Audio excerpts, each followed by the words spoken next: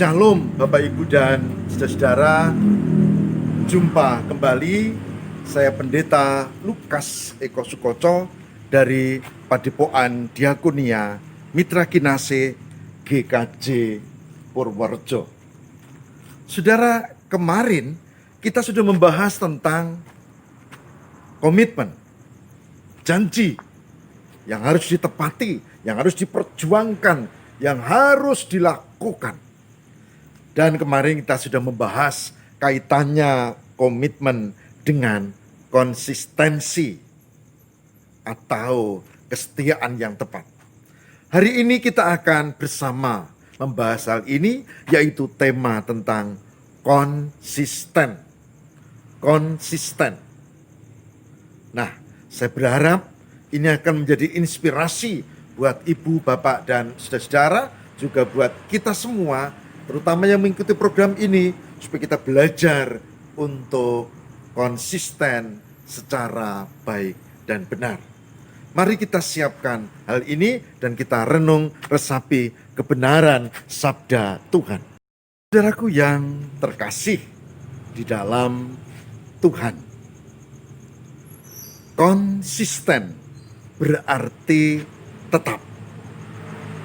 Konsisten berarti setia dan selalu melakukan apa yang harus dilakukan.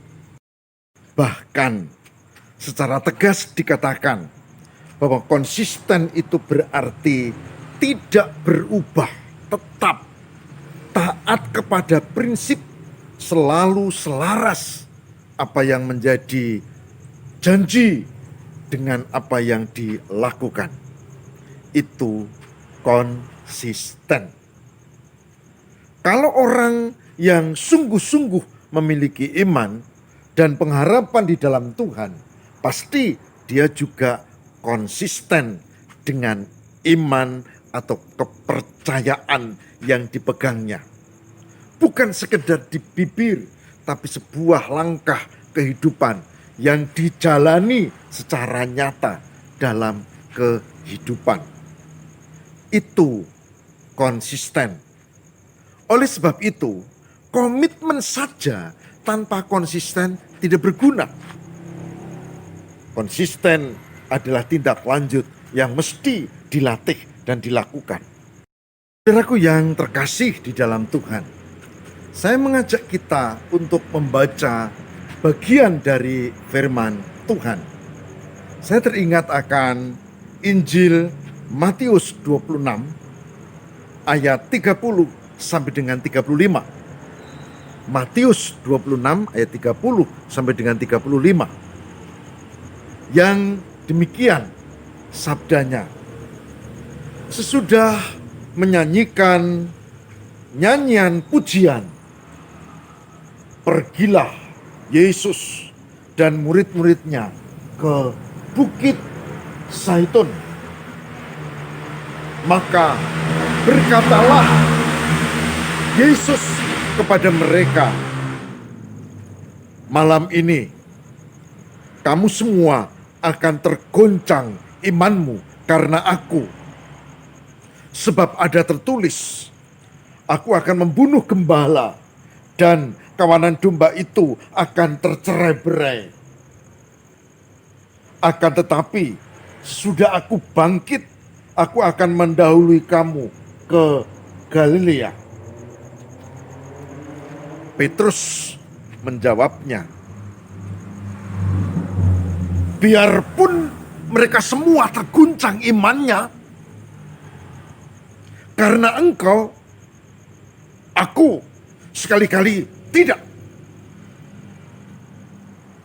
Yesus berkata kepadanya, aku berkata kepadamu, sesungguhnya malam ini sebelum ayam berkokok, engkau telah menyangkal aku 3 kali. Kata Petrus kepadanya, sekalipun aku harus mati bersama-sama dengan engkau, Aku tidak akan menyangkal engkau. Semua murid yang lain pun berkata demikian juga. Matius 26 ayat 30 sampai dengan 35. Yang berbahagia barang siapa yang mendengarkan firman Tuhan dan memelihara dalam kehidupan setiap hari.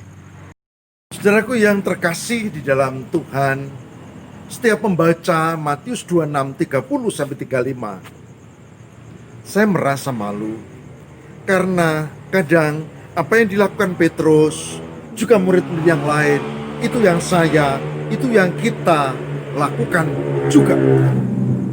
Yaitu kita gampang punya komitmen, tapi kita rendah untuk konsistensinya. Dengan kata lain, komitmen yes, konsisten no. Dan itu tidak ada gunanya. Bukankah kita tahu nanti murid-murid tercerai-berai, nanti murid-murid lari. Bahkan Petrus tidak hanya lari, dia memang coba mendekat, tapi nanti dia menyangkal. Dia mengatakan bahwa aku tidak mengenal dia, aku tidak paham apa yang kau katakan, aku bukan muridnya dia. Semula mengatakan, aku akan mati bersamamu, tapi menyangkal.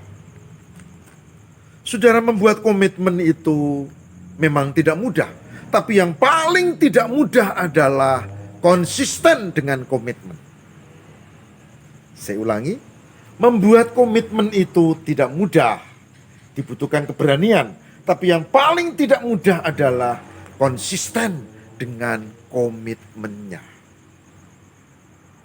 Saudara-saudara, saya berharap kita memiliki komitmen, tapi saya berdoa dan berharap kita memiliki konsistensi, konsisten yang tetap, yang tidak berubah, yang terarah pada apa yang harus dilakukan. Kalau ini dilakukan, maka itu akan menjadi kemuliaan Tuhan, karena kita akan menjadi orang-orang yang punya komitmen dan konsisten. Saudara, sebagai hambanya saya mengajak siapapun saudara, mungkin ada yang sudah senior, mungkin ada yang masih remaja, mungkin ada yang masih muda, mungkin masih ada yang katekisasi. Oh, itu tidak penting, silakan. Tapi hidup di dalam Tuhan yang penting adalah punya komitmen dan konsisten. Sehingga kita tidak mudah goyah oleh gelombang laut kehidupan ini. Tapi kita punya komitmen yang kokoh di dalam Tuhan. Saudara-saudara, mari kita belajar untuk hal ini, dan saya percaya Tuhan memberkati kita semua. Mari saudara, kita mengundang Roh Kudus, tolong dan berkati kami. Roh Kudus, tolong dan kuatkan hamba-Mu dan kami, kita semua ini. Dan mari kita bersama-sama berdoa. Tuhan, berkatilah supaya kami mampu untuk memiliki komitmen, tapi juga konsisten. Berkatilah ya Tuhan, Roh Kudus-Mu yang menyertai kami, supaya kami menjadi orang-orang yang layak untuk dipercaya dengan komitmen konsisten dan iman kami di dalam kesetiaan kepada Allah, di dalam Yesus penyelamat kami. Terima kasih untuk firman-Mu hari ini. Terima kasih Tuhan, semoga kami mampu melakukannya. Kami mohon kabulkan doa kami di dalam nama Kristus pengantara kami. Haleluya. Amin.